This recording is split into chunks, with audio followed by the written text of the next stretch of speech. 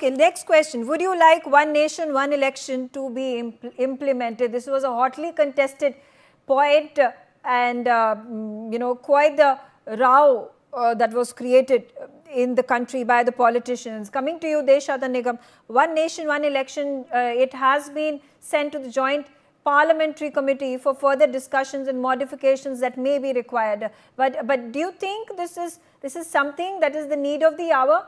Particularly also the survey results over here, the viewers that have taken the poll say that yes, 76% percentage of the people have said that yes, in fact, one nation, one election must be implemented in the country. What are going to be its benefits?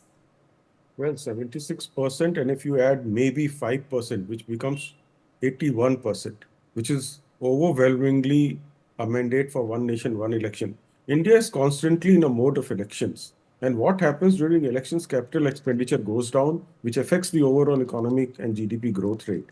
And therefore, you will see in the next quarter, after the elections, when the capex increases, this funding increases, the GDP growth rate also increases. Throughout the year, when the elections are there, the schemes are halted, new schemes cannot be brought in, huge amount of expenditure taking place, that can also be stopped. And therefore, it's a wonderful step. And one has to see, there is a German model where, if somebody brings a no confidence motion and the no confidence motion fails, but at the same time, you have to bring confidence motion also. And if the confidence motion fails, the previous government continues. So these are the things that the select committee has to deal with it. And it's a wonderful idea. And it's reflected through your survey also that almost 81% people want one nation, one election. Okay. Advocate Manas Vithapar, there has been criticism to this policy, talking about, saying a problem is being created where there is none. Do you see disadvantages to this one nation, one election implementation?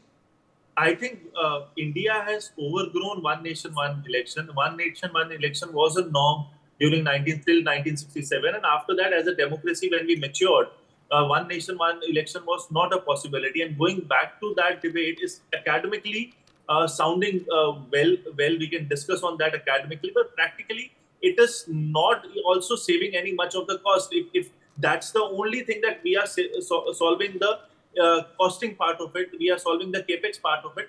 That's not a valid point in a democracy. Why do I say that? Is that if we say that India is in a mode of election 365 days, that's also not true.